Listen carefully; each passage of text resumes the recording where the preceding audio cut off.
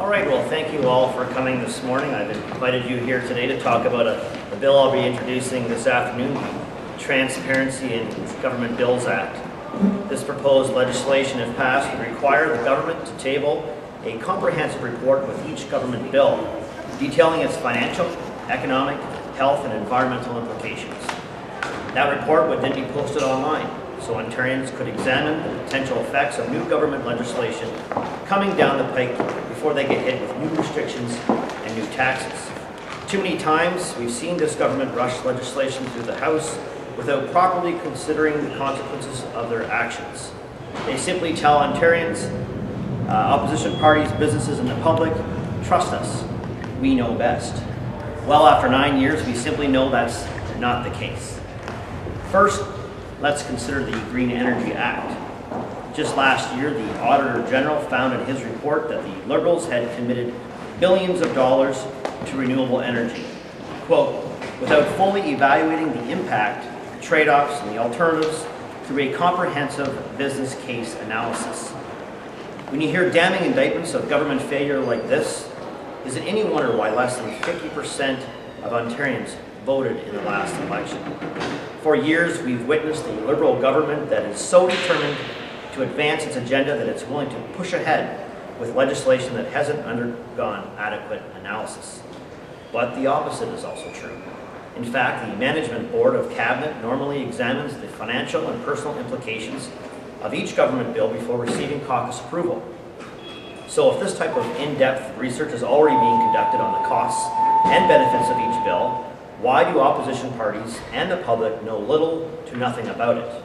When new laws will affect the livelihood of individuals, the government should at least notify them about potential impact. This is an issue of trust, fairness in government, responsibility.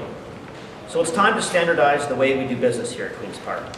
That's why I'm proposing that each government bill include a detailed summary of the financial costs the bill will have on government, municipalities, individuals, and businesses, an assessment of potential legislative overlap with different levels of government, a review of how the bill will affect Ontario's competitiveness, and, if applicable, a science-based assessment justifying the bill's measures.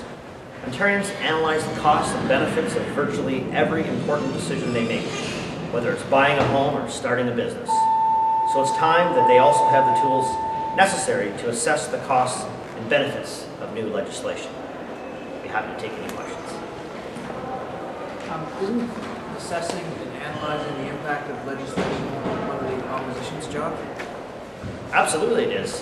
You know what? When, as a critic, when a new bill or legislation comes out, there's a compendium of information that's provided. It just summarizes vaguely what the government's intent of it is. In fact, like I had said, Green Energy Act, there wasn't a whole lot of details. In fact, the Auditor General called for a cost-benefit analysis that wasn't performed, so it didn't give the public, opposition parties, a lot of information to actually make good decisions on.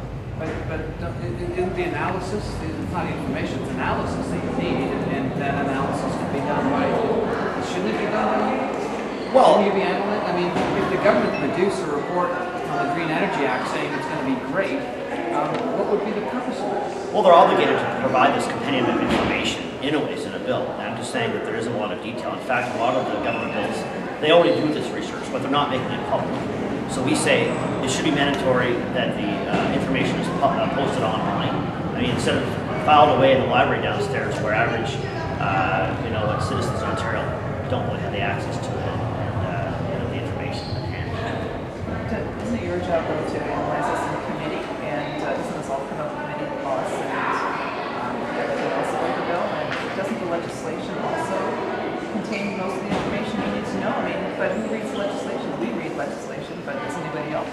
Well, again, it's that compendium of information, the background, the costs and benefits, the details of the implications of this legislation. You'll look at, the